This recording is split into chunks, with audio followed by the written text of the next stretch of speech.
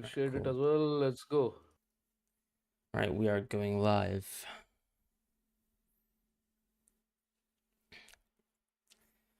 Okay, I think we are officially live on stream. So thank you everyone for joining us back for Gameweek 35 and our preview of it. This is season 2, episode 34 of the FPL Script. So Gameweek 34 has just finished, and so is my FPL team really. But I'm FPL Fran with my co-host at Schadenfreude with the one, otherwise known as JD. Gaming 34 for me, I had 77 points. I think I was 37 below my safety. I mean, from an analytics background, I suppose this is probably the largest aberration of a game week that we've ever had. Just in terms I of think so. gulfs, I would say, and just the swings and roundabouts, things like that. My team obviously looks horrendous, which it is. Pow auto subbing when I had Haaland and Palmer provisionally to play as well, and then just the Liverpool players just being complete flops. No information on Haaland as well meant that I thought he'd probably be fine. So I didn't go for Mateta either. But I really wasn't juggling between too many moves that would have gotten me a lot of points. Maybe potentially at one point I was considering an Everton defender. But yeah, I mean, everything sort of passed me by. So many players scored points, and I think free hitters went wild, like yourself. But even some people, of course, who dead end into the right sorts of players in terms of Mateta, had an Everton player, for example, had maybe Pickford as goalkeeper. They all did really well, so congratulations to everyone there. But yeah, awful game week for myself, I have to say. What about you, JD?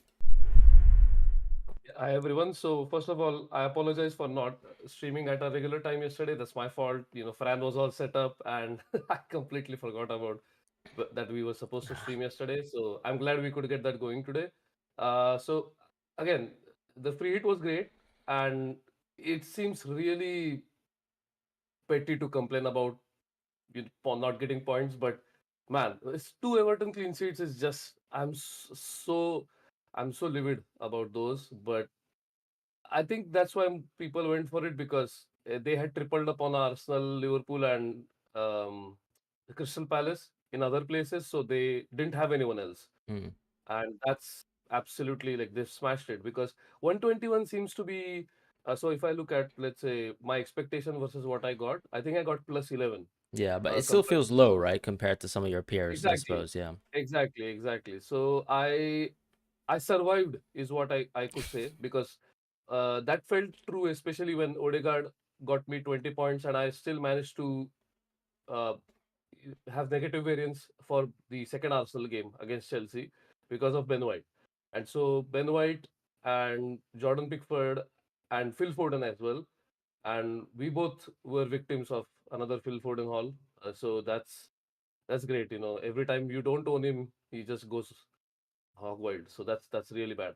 But Ben Brereton Diaz, I'm really happy about that pick because he had he was playing really bad, two bad defenses, and so one return is just par for the course, I think. Other than that, Mateta, I mean, I just feel really bad about that kind of variance, like 29 points for anyone that didn't go for him. I mean, you could have taken -4, and I think when people start thinking about those things in isolation, they go on tilt, right? Because you start thinking about, okay, I would have gotten plus 25, or I would have gotten for any other player. Let's say Eze. I think Eze was the most owned Crystal Palace player anyway. Yeah, for sure. It But was a very standard free transfer for someone like myself. But I mean, I always dealt with some exactly, Mateta lines too, but it was yeah, also like predicated on, for example, going for Robertson. And, when you look at things like that and it being like, for example, equal to, let's say, Isak, because I didn't really trust Darwin's minutes anyways. Like for me as someone who was Isaac planning was a to, great move, by the way, and yeah, and we spoke about this we'll see how it pre-deadline as well. goes. Yeah. That Isaac was a great move because you don't have the luxury of wild cards, so you have to go for Isaac. So I don't think that was a bad move. And you know what? So here's the thing. So we, I completely went against Olise because of his X-Mins. Mm, That was the correct call. That is yeah. what exactly what transpired. Mm. But would I blame anyone if they thought, okay, Edward maybe has some chance of taking, let's say, 30 to 40 minutes off Mateta? And that's exactly what happened, right? Edward took 25 minutes off Mateta because Mateta got subbed very early in the first game, very early as in compared to the Yeah. second game. But But that I was feel like, because he had yeah, absolutely yeah, hot, instances like that, I think it's like his, it's like his cheating. For example, I'd feel bad exactly. if, yeah, yeah. Exactly. So I completely understand the reasoning, but again, it's just I've been on the wrong side of these things, and being on the right side, even though I feel relief, I don't think I feel ecstatic about it because I just know that this is such a one-off, and there is absolutely zero skill in doing that. Because, for example, if Kuna were to be fit, I'm pretty sure we would have had much more variation in free hit drafts. But because Kuna was not fit, you basically had to choose between Mateta, And Darwin. Solanke, Yeah, and Darwin. Exactly that. And Darwin, again, minutes, you knew if you own Darwin and yeah, you don't have a free hit, you would of course go for him. I think so. But otherwise, you will never go for It Darwin. was too So easy of a decision to make, I think. Yeah. exactly, by process of elimination, I think you would have to go for those two. So the only bad player, or the only bad pick I would say, was Virgil, Mm, because I mean I should have gone for Trent, and that's, I don't know. It's not even hindsight. yeah. As soon as the deadline went, I was looking at other people's drafts, and Virgil and Allison seems too safe. I mean, it was just like, oh, I am not going to have any sort of faith in any kind of risk, and I'm just going to go for players who play 180 minutes. Yeah, So I do kind of get the I'm not. idea though, because it's not like Luis Diaz was looking like he would have had great minutes this game week, and I know it turned out that he did, but that was Yeah. also very fortunate because of the Gakpo incident. Exactly, exactly. So And yeah, we've had so many of these situations, right? I remember Vardy having a similar situation where he missed out on a game all of a sudden because of Rebecca mm, and all of that stuff. So I completely understand what you mean by that. Like it was lucky and unlucky at the same time, because if you look at Diaz's X-Mins before the game week, they were like 70-ish or 80, close to 80, right? I would say. yeah, So yeah, so exactly. So that's kind of what transpired in the end. So I'm not too mad about that. And other than that, it was great. I mean, Munoz should have gotten something in the first game. I mean, that own goal was just comical. So yeah, enough about my team. I normally never spend this much time talking about it anyway. So let's just move on to the next week. yeah. All right, so X-Men's corner for this week. It's an interesting one because I think this is a wild card week too, so it's just a good time to really discuss, all the picks that can really appear on the wild card itself, before we actually discuss sort of like specific wildcard variations and how things can move on. So I think the first sort of point of call would be to maybe discuss your Spurs midfielders. Since I know a lot of people are probably going to lock in Son. Some people would also consider maybe bringing in another Spurs midfielder this week. I think it's less likely, if you're on a path like us, that you'd be going for a Spurs midfielder. It probably feels a little bit nicer to still go for someone like Gordon at this moment in time, or even prioritizing a Chelsea attacker in Jackson. But yeah, going back to the Spurs midfielders, like you're looking at Brennan Johnson, in my opinion, Richarlison, and Madison. So for me, those are the only three relevant picks right now that I'd say are fun to look at. What do you think about them right now, and their sort of place within the wildcard draft? So before Angel's press conference today, and luckily we are streaming at a time where we finally have the luxury of having all the press conference news with us. So based off of all those press conferences, I think Richarlison will have a substantial boost to his X-Mins. So if I were to, let's say, I will talk about the specific X-Mins, but off the top of my head, I think I would go for Richarlison over any other midfielder right now from Spurs. But if you were to look at his X-Mins, I'm still thinking maybe he still misses out on one of the, or misses out on a start on one of the two games and comes on as a sub. So I'm really struggling to see how Brennan Johnson is a good option anymore, because I really was bullish on Brennan Johnson until today's update. So previously my order was sort of Johnson, Madison, Richarlison, but I think now it's Richarlison, Madison, and then Johnson, Hmm. because Madison, I still think, will continue to be subbed early if he continues to perform badly as he has been for what, 6 weeks now. So it's not like this is a new thing. But I also think that they don't have anyone else with the ball progression abilities of Madison. And also, I mean, there is some man management in there, right? You don't want to drop him all of a sudden because you don't know how players react to that kind of a thing. So I'm still thinking he starts every game, but I don't think he's going to have great minutes unless something changes, which I don't know if it's going to change. Do you think any differently? I do, because I'm not really understanding why people have complete lack of faith in Johnson because Richarlison's come back. I don't even think that their minutes conflate too much. So like isn't the biggest argument or proponent for going Johnson that Kulusevski, Kulishevsky has struggled yeah, to get in the yeah, side? yeah, fair, Like fair. Kulishevsky's been fit for all the previous minutes where Johnson was clocking in 89, 90 minutes a game, and he was only, a halftime sub for one of the other fixtures when they kind of had two fixtures within one game week. So I don't really see why there's like a positional threat on him, because Oh, no, from sorry. Can I just clarify yeah, something? What I meant was, I think I would go for Richarlison over Johnson. I'm not mm, saying that Johnson's minutes have necessarily taken a hit. yeah, maybe I'm not I should responding have to been you, more but I'm specific about responding that. to Yeah, yeah. the general consensus that people think I that agree with you. Johnson's I died agree as with you. pick, which I Yeah, think yeah, is another thing to yeah. mention too. Is let's say if you go Holland on the wildcard draft, you're actually quite confident that he's not going to start this game week. So you actually need your Spurs player to really play. So if let's say you're going for Richarlison, I think the big con of going for Richarlison this week, knowing that you're going to have some free transfers piled up later down the line, is that you're going for a player who you're fairly certain will also, maybe come off the bench in the first game here. I don't see Richarlison starting the first game. Maybe I'm wrong, but that's Fair, another thing fair. that would sort of make me sway against going Richarlison just for the sake of thinking, if I can have additional transfers, I can go Richarlison later. But I also understand the idea. Like, let's say if you're going for example, a KDB draft and you're happy with going without Holland for the rest of the season, fair enough. At that point, I think you'd still have the transfers booked if you really need to move away from any certain players. But yeah, that's the only thing I'd mention. Like, because Holland's out, you really need your 7 players to play. So that's why I'm still quite high on Johnson.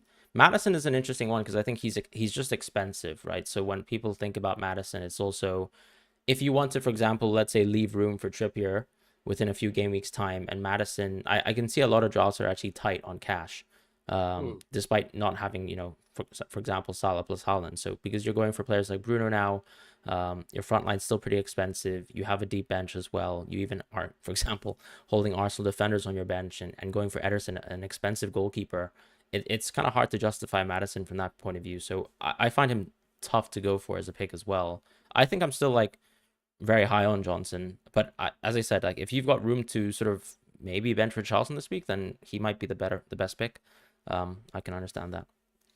So, just to round out this discussion, because I think I agree with you. If you want to keep Holland in your team, especially if you're on wildcard, you're looking at benching him, right? So you don't want any other of your forward or midfield line to also be an X-Mins, also have an Yeah, X-Mins issue. So if you quickly look at Richarlison's default minutes on the review right now, they are 28, 43, 54, and then 62, 62, 64. yeah. Which I don't know if I would change that or I think they not. could be better, right? Like they They could could be they could better. scale upwards, but we also know that because they are going to be that deep as a team. Yeah, he could be an early sub Yes. too. Yes, totally agree with that. And also because, as you already pointed out, there is a lot of flexibility in that team, right? So, for example, Brendan Johnson could True. play through the middle, Werner could play through the middle, or he could go to the left and then Son could play through the middle. So, there's like a lot of flexibility in those positions. Now, you spoke about Madison, right? So, I know that maybe this is just fan talk, but do you see a legitimate threat of Kulusevski displacing someone like Madison? I Because a think lot of people yeah, have not been outright, talking but about this. it's a good point. I get it too, and I think one thing to mention about Johnson too is that his default minutes are actually feel low based on Hmm. the sort of form he's in. But I can understand that if you think, for example, Madison's playing well, the way Kulusevski would, I guess reintegrate himself back into the side would be, when he takes minutes away from Johnson instead. So yeah, it Hmm. is either Madison or Johnson. So I just think that the last time we saw them, and just based on Angie this season in general, like I don't think he's the type of manager who seems like he's going to keep his best players quote unquote happy and if they're not delivering something. So because Johnson has played well for him, I feel like his minutes will stay relatively strong and Madison as well, but only for the 70, 80 minutes that you're looking at, which I think are fairly accounted for in review. But I'm a little bit higher than Johnson than most. And I still see, for example, if you're on a wild card, an opportunity for one punt, and he would be my punt on a wild card, to be quite honest. Yeah, I think that's more than fair. Yeah. So the next team, obviously, we're looking at from an X-Men's perspective is Chelsea. Now we know that Enzo Fernandez has been ruled out because of So we can go issues. Gallagher now. No, I'm We joking. can go Gallagher now because that's exactly what what we are heading towards. Yeah. If Palmer were not fit, I think there would have been a legitimate discussion about people going for Conor Gallagher. So what? Okay, Jackson and Palmer, I think, are pretty nailed from a wildcard perspective. Now that Yeah. Jackson has escaped, I don't know how. I'm still livid about that, by the way. I think that's the worst thing that happened last week, which is that Jackson escaped the 10th yellow card, or maybe a straight red, by the That way. would have been So nice though, because that would have really yes, destroyed yes, wildcards. Yeah. Mm. yes, and us, we would have been saved a transfer, right? Because we wouldn't have needed to go for him. 100%. Yeah, I'm taking a hit for Jackson, might I add. Same, same, same.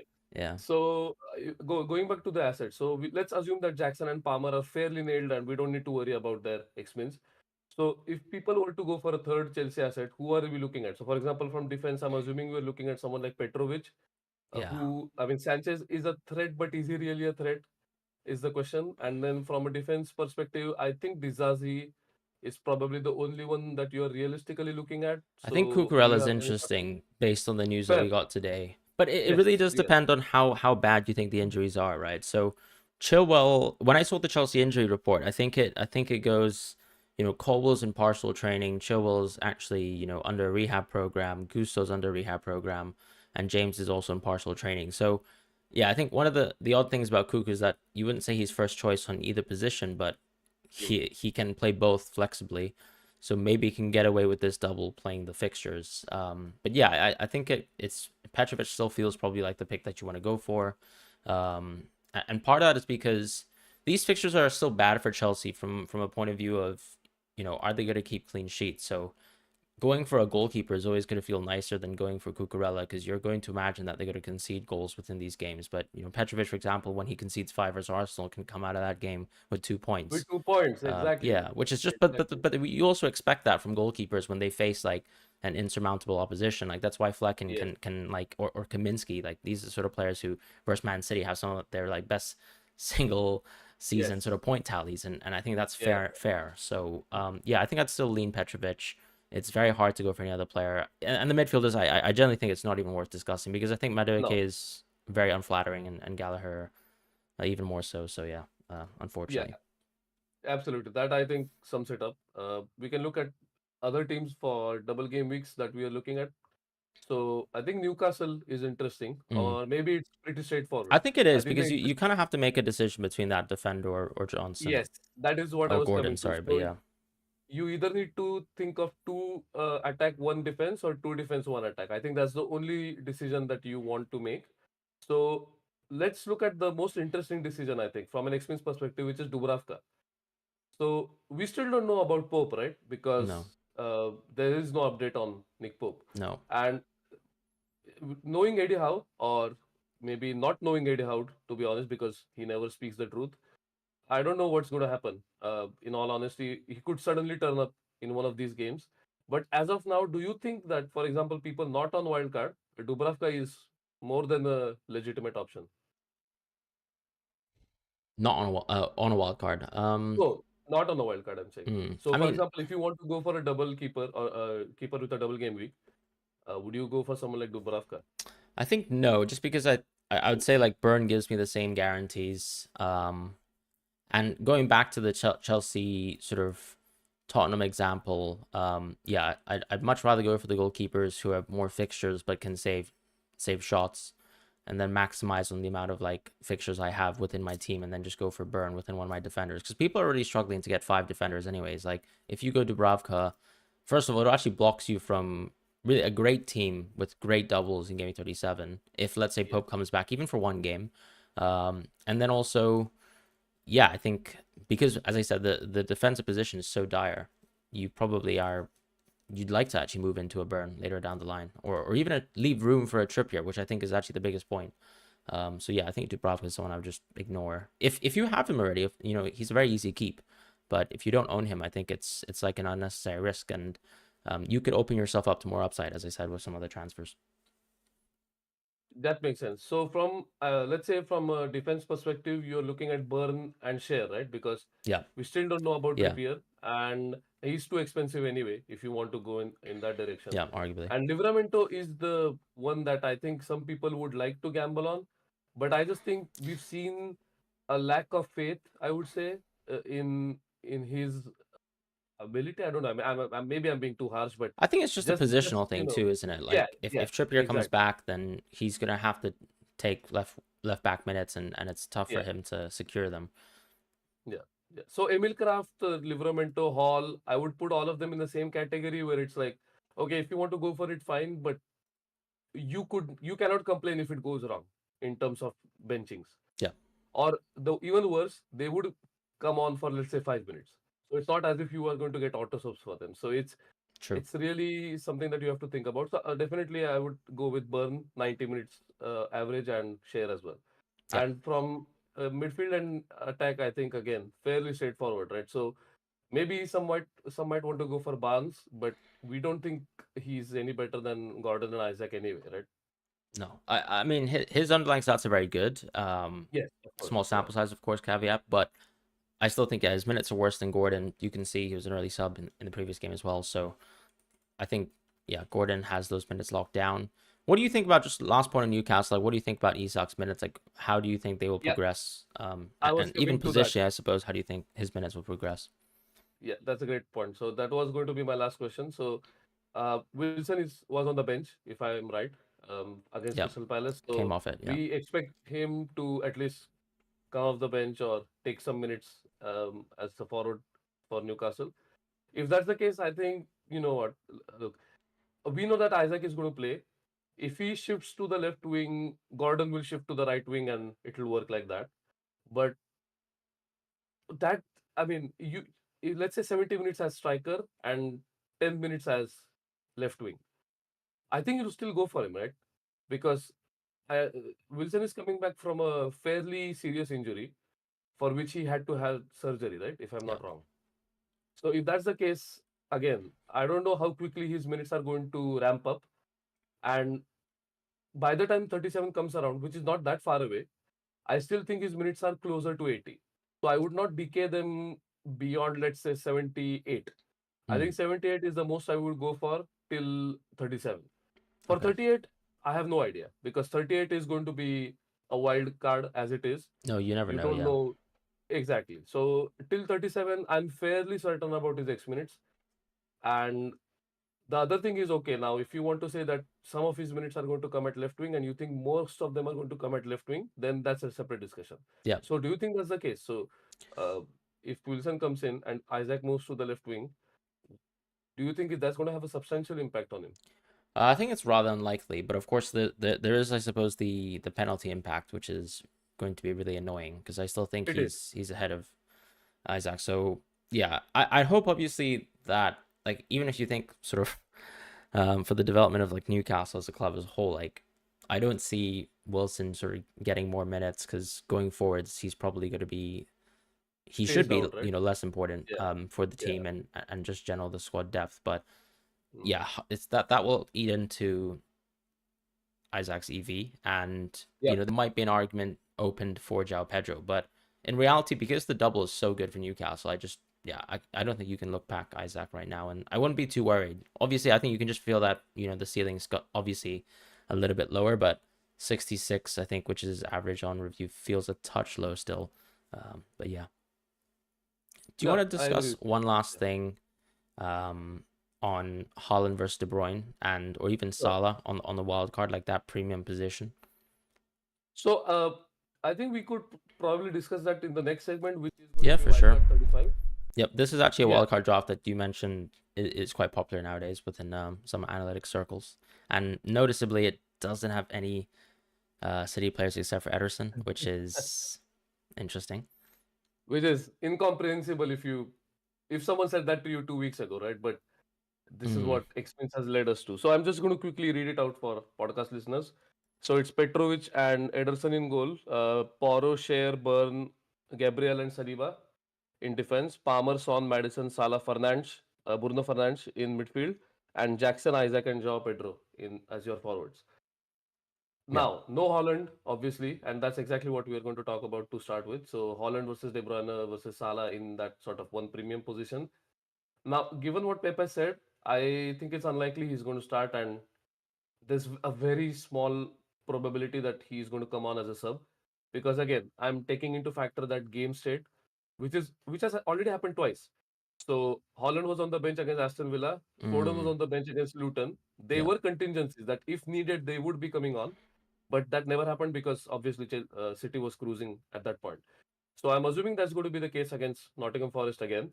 So he will not be needed and he will be completely rested.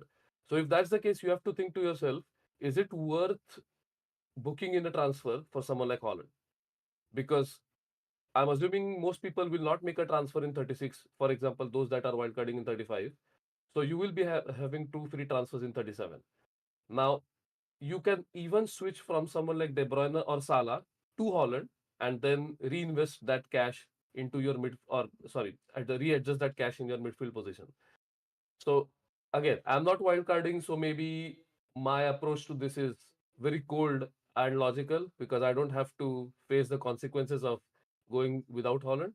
But I think that seems like a good strategy. Just to use your funds and to go for someone like KDB, who I think will start Yeah. in that game if Holland is out, especially.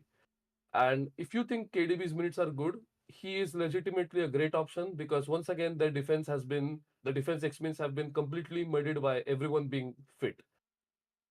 Everyone is fit now. So that's something that maybe we did not anticipate because um, Walker's injury was looking kind of shaky a couple of weeks ago, and Ake was maybe we injured. were Yeah. thinking Ake was injured, and so I still think Guardiola is a great option, and we spoke about this last time as well. And I'm glad he started last week, even though he had a clean sheet. I'm not. I mean, I'm not happy about that. While I'm happy for you, but I'm just thinking from an experience perspective, that is a win for someone who went for Guardiola. So, do you think KDB or Salah is worth it for this week?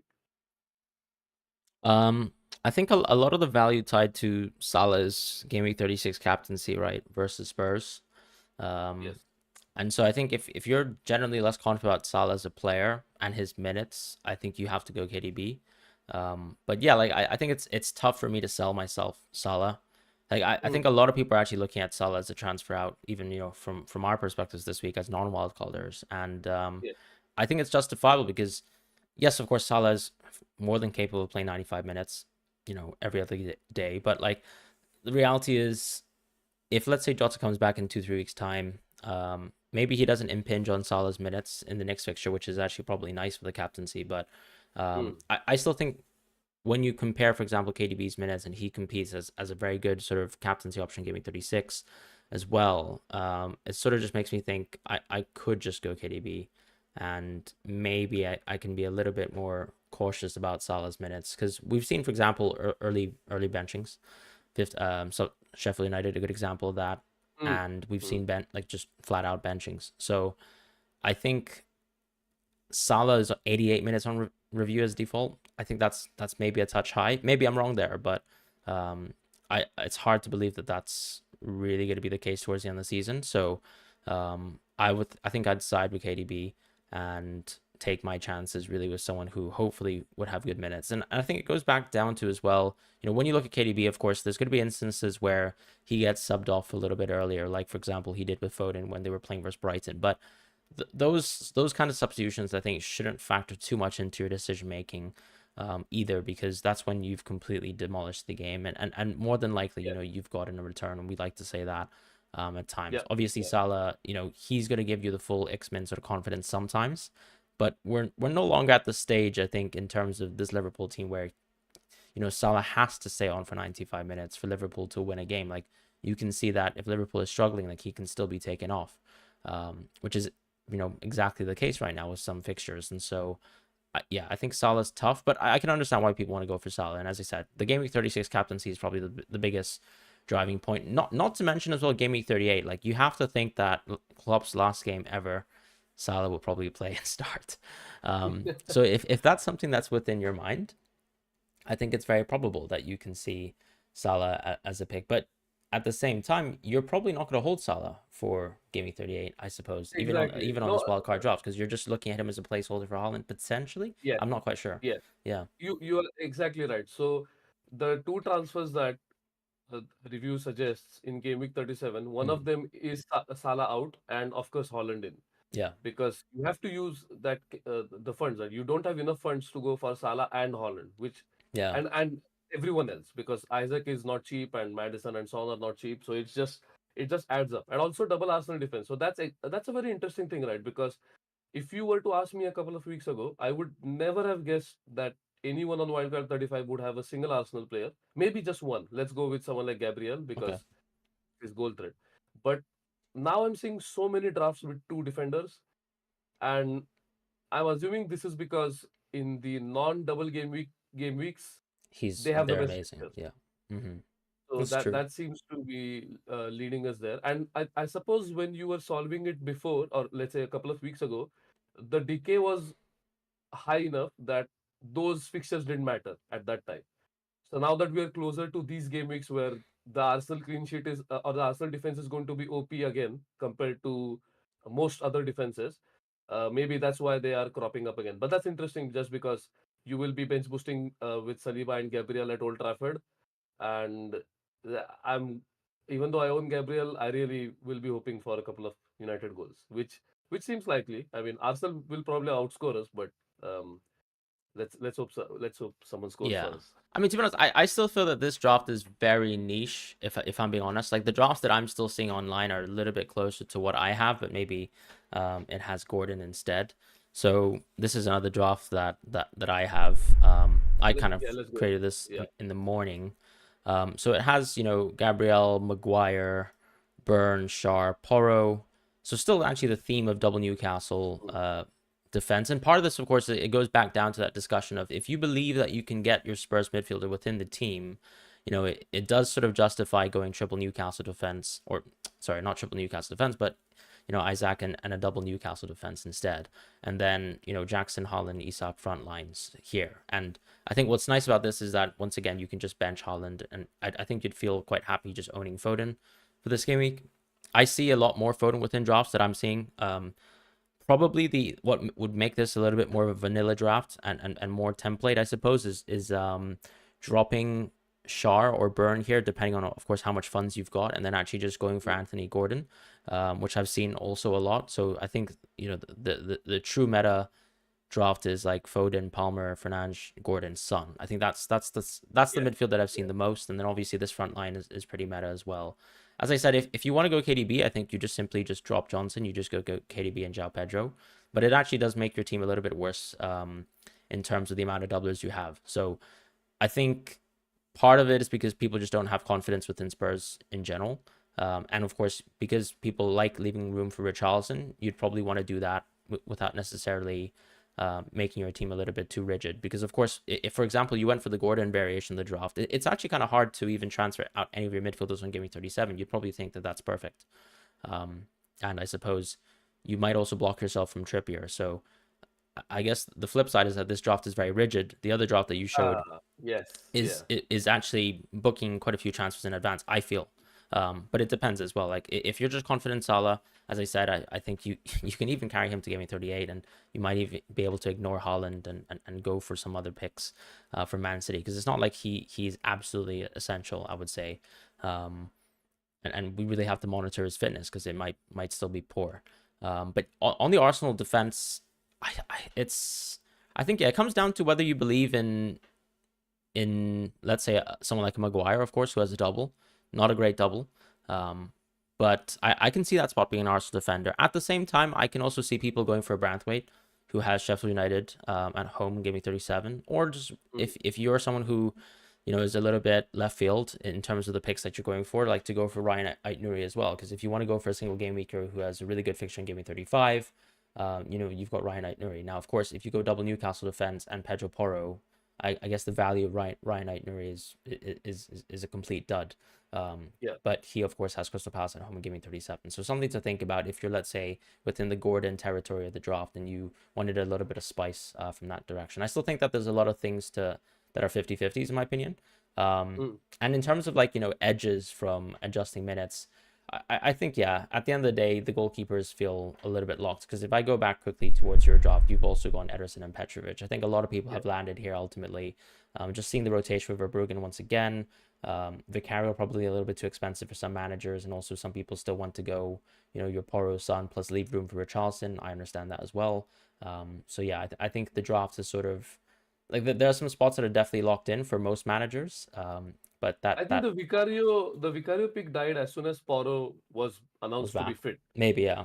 I think so that for the wild card is I think that's absolutely the case. But for someone like yourself and myself, like maybe it's Yeah, the case that we actually I've gone Vicario, by the way, full disclosure. And part of that is because I just didn't really want to go Poro this week. And I probably would rather save room for, a Trippier plus Richarlison down the line. I think with the wild card a is budget, obviously, right? yeah, Yeah, exactly. And I think with yeah. the wild card it's obviously because you can get the immediate value of Poro without it being a hit necessarily. Like these are bad fixtures for Poro from a clean sheet perspective, but ultimately he's going to have more EV because he plays the two fixtures. So it doesn't feel so bad for people. But just interesting to see how the different paths sort of go different places. Is there anything else you'd like to discuss about wildcard drafts? Oh, and sorry for the podcast listeners as well. The second wildcard draft that I debuted was Ederson Petrovic, Gabriel. So just one Arsenal defender here: Maguire, Burns, Shar, Porro as your defense, Foden, Palmer, Fernandes, Johnson, and Son as your midfielders, and then Jackson, Holland, Isak as your forwards. But yeah, just any last thoughts on you on wildcard? Yeah, so you spoke about rigidity, right? So I think, and I'm going to use your wildcard example because it's quite recent as well. Yeah. You booked in a transfer for Tony to Solanke, right? And I think you regret Yes, that I do quite a regret bit. it. Yeah. And okay, this is an isolated example, but I also think this is a good sort of, I don't know if I want to call it a sort of learning moment, but I just think it's maybe a reminder that if you are going on wildcard, you don't want to book in too many transfers, right? So maybe you want to set your free transfer value higher than you were before wildcard, Yeah. and maybe that would give you a more robust solution. So if let's say review were to burn a transfer in 37, whatever draft review cooks for that wildcard 35, I think is much better. Because then that means that, okay, when you get to wildcard 37, you might even have a luxury move to make. Because you already spoke about how when you go for Gordon, it's difficult if you have an injury to switch things around, right? Because there are very few players around his price. Maybe Garnacho. Yeah, you go for someone like Garnacho Yeah. directly from Gordon. So, of course, there are always some solutions there. And But Richarlison's technically close as well. Like and if we Richarlison is yeah. pretty close as well. Absolutely. So it's not that bad, obviously. But if you want to really look at a robust solution, you could look at something like a draft where you're burning a free transfer in 37. And possibly having two free transfers in 38 might be a game breaker because if depending on team news, I think I might end up taking a hit in every single week till the end of the season by the looks of it. It's not Okay. looking great Yeah. right I'm now. Yeah. I'm in the same spot, but I've decided to take all my hits this week. Just because I kind of like um You're setting trying my to team up. recover as much EV as Yeah, possible pretty this much. season. Or just setting my team up in a spot where yeah, I'll be flexible in giving 37 to finalize, which $2 I want the most. Um, but I'm also angling for Trippier Richarlison, just generally speaking. So that's just another point too. Like I think with the wild card, you're probably already locked into things like triple Newcastle, triple Spurs. Maybe it's a little bit more difficult to move around them. Now, Mm, obviously, it's nice that I mentioned that because, of course, I still think you can technically go out of Shar and Johnson, and do whatever you want with that. That could very well just be Trippier and Charleston, although that's a lot more expensive. So how you're able to do that is another point to think about. But those are probably the only players that I think not available necessarily for Gaming 35 that are super interesting for Gaming 37 bench boost, yes. as a point of view. So So, something to think I about. never do this, but before we move on to the last section, I Yeah. just wanted counsel from maybe you and maybe people in the chat as well. But the mainly you. So I have Ariola and Neto right now in goal. Okay. So yeah, Would you, some would doubt. you take a hit? Would you take a hit Yeah, for a 100%. I take. goalkeeper? I think I mean, you are already locked into triple Spurs, right? If you go for Vicario. Yeah, Yeah, but exactly. you have to take Udogi out eventually, anyways. No, I'm taking him out this week because Okay. Are you going Poro? there's no reason to it. Yeah. No, I can't afford Paul. Mm, I need to go for because I have Holland and Salah. So right. all my money is tied up Okay. there. So I need to go for Burn. Okay. I don't have So anyone else. is the question like whether you want to go Vicario Yeah, for I minus mean, would four? you go for Vicario? I Yeah, think I'd exactly. 100% do it. I'm going for Vicario this week, anyways, because I still see it as, I have Flecken, who actually has a bad fixture this game week, and then I have Neto, Mm. who could very well not play again. Like, I could see Travers playing again, and I don't think it'd be too much of a shock. So ultimately, yeah, I think this is a good week to take a -4 for Vicario. That's And they my, also kept my a clean sheet, right? So that is, I think, what was the damning part about the Bournemouth yeah, game. that was bad. That was bad in terms of the outcomes for myself in Gameweek Yeah. 4, but don't really want to talk And you know about it. what? I didn't really even celebrate that because as Yeah. soon as that happened, my first thought was, I'm screwed for Gaming 35 now because Mm, obviously this is not like I my see. free Yeah. 34 team is great, but it's not going to last forever. It's going to go away in a day. Did you So see the that Huang disallowed goal? I saw, oh Too? my God. I don't even know. I can't believe that. But yeah, What are we doing? I mean, okay, I'm not going to talk about VAR, but just like the Kuna thing where that's such a normal thing. yeah. I don't even Oh think well. that's I something that think unfortunately we've for descended. peop yeah, for people that don't know what happened, just Kuna had a flailing arm, which is the most natural thing in football, barely connected with the Bournemouth player, and it got disallowed because of that, which is the most ridiculous thing I've seen. But anyway, I think I'm going to take that hit, and yeah, thanks for the counsel. No problem. All right. So last point is before we obviously go to audience questions is captaincy this week. Now a lot of people are not going to be happy with the results here. Right now I think it's Sun leaning just about versus Palmer, but they're neck and neck. And then Jackson's that Hmm. sort of third pick outside chance. Not on penalties. Obviously Jackson isn't. So I think it's quite clearly between Sun and Palmer. Is there anything that would lead you towards going Sun, or do you think you'll probably go with, I would say, the popular pick in Palmer captaincy?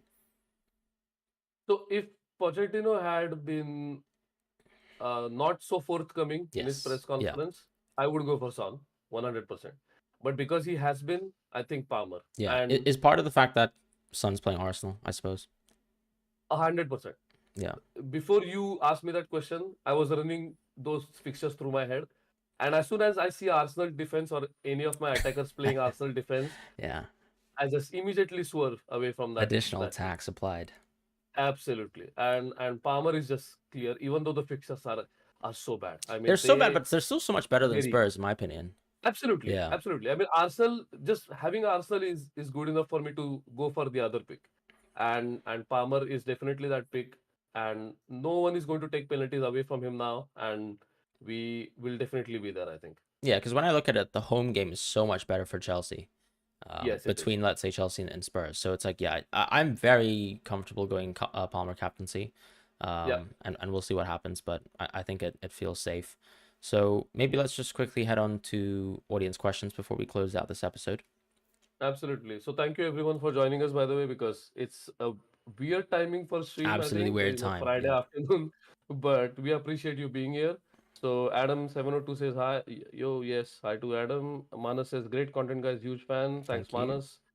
Peter Stead says Richarlison X means we already had that discussion. If you want to Mm. rewind back the part of the Yeah. stream, but But if I you want to think if put you a wanted vote to on it, actually let's say it, yeah, like yeah, something like maybe like yeah. 2025 for the first game, and then maybe I would say 65 for the second game, and then it could just tick up from there, I would say. So how about 25, 63, 72, 75, 75, 75? Yeah, I think that's something that seems Yeah, fair. Yeah. yeah, yeah, something like that. Okay. So Mo says hi. Hi, Mo. Hello. Yeah, Ravi says -12 incoming. I'm very close to that. Yeah. Fran is already, I don't know Um if Fran wants to say where he I is, can but confirm that. I'll either be on a -12 or a -16. So, okay, fair enough, fair enough. So he is yeah. pretty close to that. He's already there. Omar says, what do you think are the X-Men for Jackson and Madison? So for Jackson, I'm going to go for 85 average plateau, just Hmm. because I'm accounting I for guess the question's some in coaching Kunku, issues. right? Like, do you think he'll eat into Jackson's minutes? Just because from what we've seen, I'm so skeptical about his fitness. I don't know Hmm. what happened to Nkunku, by the way, because No idea. I This think is new ever for since him. Yeah. yeah, Absolutely. like his pre-World Cup injury, he's not been like properly back, right? I know he still ended up winning Bundesliga goal scorer, like the top goal scorer, but he had accumulated his goals well before the World Cup, and then no one actually caught up to him. So I don't know what has happened with him because he was such an absolute unit of a player, but hopefully he'll be back. But okay, let's assume some sort of impact on his Yeah. minutes because of Nkunku, and I would still not go below 82. So let's say 85, 85, 85, and then 82, 82, 80, something like that. Yeah. I would not Biggest go thing I'd say is below. some people. and I think Omer sort of voiced the concern about, we see doubles, people rotate around doubles, but I think Jackson has proved to be very fit. So whenever we've seen Chelsea sort of play like 2 fixtures, having a midweek fixture, I've seen that he always plays and starts both. I wouldn't be too concerned that he's someone who needs like a fatigue rest, if I'm honest. I think with Nkunku as well, another point is that we've seen Jackson play left wing in the season already. So if Nkunku comes back and Yes.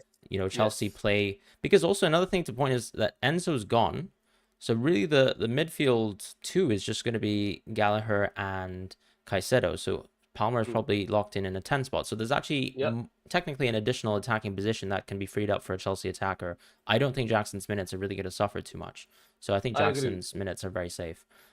Madison, though, I think it comes down, he's just someone who always struggles with a little bit of fitness too. Like he, even in the best of games for Tottenham, he can be a 70, 75 minute substitution. Like even if he's playing well, he could be an 85-minute substitution. So for me, like I would never be too confident in going above something like 76 for Madison. Like I think a decay around there feels fair. So because I own Madison, so right now I'm setting up his expense. I mean, to be fair, I'm never transferring him out Yeah, because you're I not trying. simply That's don't fine. have the luxury. Yeah. But just for the sake of fairness, right now I'm putting his wins as 75, 72, 70, Yeah. and Same. then Super, sort of super, super fair. around 70. Exactly. Because I've also seen, I mean, this is a random thing, but he almost got sent off for retaliating against Ryan Yates in the Forest game. Yeah. And I would have absolutely, like, I don't know what I would have done. Yeah, I think I would have jumped if that had happened, because that's absolutely wild At that if time, that you had didn't happened. know Gusto and Udogi were gone, so Oh yeah, now I yeah. can jump to Now it's it. compounded. Yeah. Yeah, exactly. All right. So Beardy says hi. Hi Beardy. K7 says hi guys. Who might return this game week? Sarabia or Darwin? So um, you go for it. I would say Sarabia just because he's playing versus Luton. Yes, I agree with you. And Yeah. still probably is And on Darwin could be penalties. benched as well. I think both could be benched, arguably. But yeah, I would look. The fixture's so much better for Sarabia, and I still think that he could be the penalty taker in the team. Maybe I'm wrong, but yeah. Darwin is not playing against Mahatma Gandhi as well. So there's that. All right. Sorry, I mean Um, Sarabia is not playing against Mahatma Gandhi. Darwin is. yeah. Um, So I am not going to. I don't know how to pronounce that, but Luca. no, the next All one. right. Okay. Says Sarabia is hopeless. I mean, that's fair, but I think look, still have to pick the best option. Um, Choose okay, a yeah, team. sorry. I apologize. Yeah, the name that is, well, I wouldn't say Starts with it's. an A. I would say that's gibberish. I'm gonna take my bets there. Maybe there's a language I'm missing. Yeah. So But yeah, okay, and we don't need to read out the team, but just should I take Jackson or Alvarez as a third yeah, striker? I think Jackson. Yeah. Yeah. I mean, Honestly, I don't I also think think we can Alvarez does play he's awfully. Like I can't he even. is he is And bad. his underlying He's stats bad. are poor. I think is another He is big bad. point. Like he's probably on penalties, which is huge for Alvarez, but you really can't guarantee the minutes beyond the Nottingham Forest fixture. And Jackson just is going to have really good minutes going forwards. So You know that's what happens? So every week that I see Alvarez play, I think back to that Burnley game where he scored 2 goals on his right. birthday. And how lucky you I were, still in my cannot opinion. believe how I got that. I still Yeah. cannot believe that. Nah, It's he's just still a good player. I think he had great chances at Brighton, but it's just like it generally doesn't seem like he's your traditional centre forward like amazing option. yeah. All Yeah. the chances fall to him. Like, and the underlying stats just agree with that. Foden He's and not a De Bruyne chance are hogger. He's not a chance absolutely hogger like absolutely not. Like he's a decoy, Jackson if and Darwin. anything. Yeah, But exactly. yeah, Exactly. um, So Brad Robertson says Ederson and Onana. I think that's That's fine. I think that's a very good pair. that's fair. And Yeah, again, I've spoken about this in group chats where Onana faces 20.1 xG shots every single game. yeah, and he saves them So if you exactly, sometimes. he says most of them, but Yeah, if you want to go for safe points, I think Onana is a better choice than even Vicario, I would say. yeah. But Vicario has an extra game, which is That's the key probably thing too. If you can squeeze in a what brings Chelsea it. or Tottenham player, because well, actually for Chelsea it's even better because the thing with Chelsea is you just can't pick an outfield player outside of Jackson Palmer, Yes, in my you opinion. can't. You can't. Unless you really want to punt on Cucurella and the lack of fitness in the rest of the other players. But yeah, I don't mind Ederson Onana as a pair, generally. Yeah, fair. More than fair. More than fair. Yeah, you want to go for the next ones? Is hits welcome for these upcoming game weeks? No chips training. Absolutely. I mean, I'm going for hits. A lot of hits this week. But some So people will many of probably them. do it. I mean, you're planning on sort of sporadic, like I mean, piecemealing hits, I suppose, right?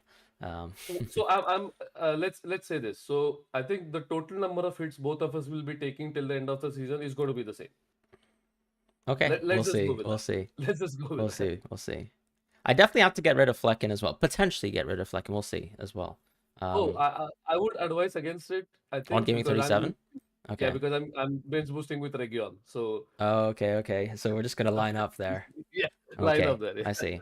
Okay. Punt on Wilson 35. I really wouldn't take the punt. I mean, No. I just don't believe at this stage in his career that he's going to dethrone Isaac entirely, like he did last season, for example. Have both of you made our transfers? Have you? No, I haven't. Because Um, there is no need for me to make them. that's fair. I mean, if I wanted Isaac, I could have done it, but I can't go for Isaac because of my team structure and Salah Holland thing. Yep. So I'm just I can't I can afford I could afford till now, but I will be making my transfers before the price changes today. Yeah, I've made most of my transfers after the press conferences. I'll probably make another Nice, one tonight. nice. Marty says start Gusto Guardiola. I think you have to start Guardiola because Gusto seemingly is out based on sort of Chelsea reports that he's just entirely out for this game week. And the same with your question about start Holland or Darwin. Unfortunately, it seems like you probably have to start I mean, you might Yes. actually want to start Holland. Do you think Darwin? I mean, no, you'd have to be fully Uh, confident that Darwin's benched. Yeah, I'd still probably start Darwin in that Yes. situation. Yeah. Mohammed says Enzo's out for the season anyway, so Gallagher's going to play exactly. Yes. Yes. Gallagher's just going to Yeah. play deep, and I think he's also responding to the Jackson point about Nkunku, right? Yeah, Yeah. absolutely Absolutely. agree with you. Exactly.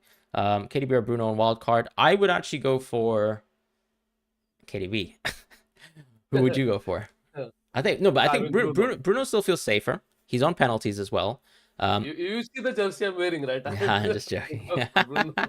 um, I don't really mind KDB Garnacho though. If you want to, if it's like ever a decision like to be made, if you can free up for Garnacho, like why not?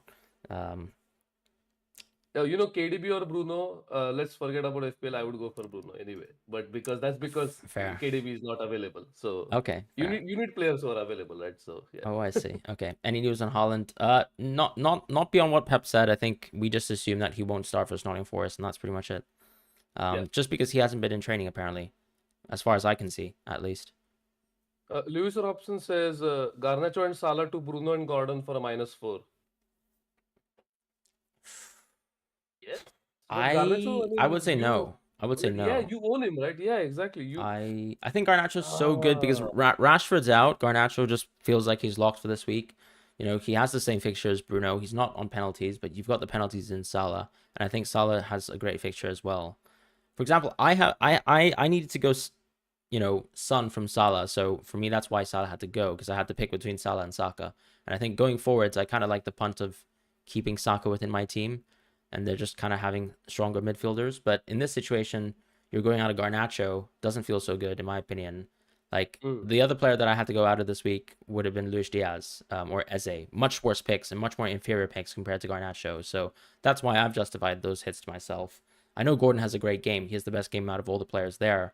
But yeah, I think Salah's still a very good pick. And as we mentioned, some people are still considering going going for a wild card with Salah inside, which I still think is somewhat justified. Although even though I wouldn't do it myself.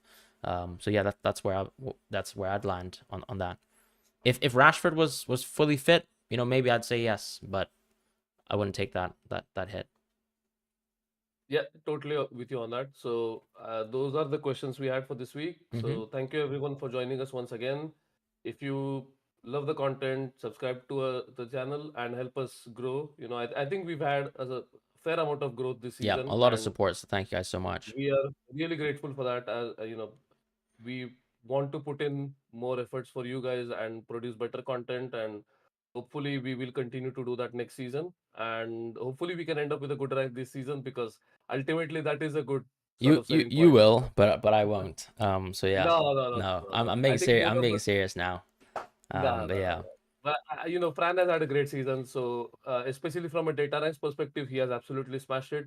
and that is a sign of long term sort of predictive ability. And even if this season, let's say we finish, both of us finish in the top 10K, I am going to chalk it up as a great season for both of us. Yeah. All right, awesome. Cheering for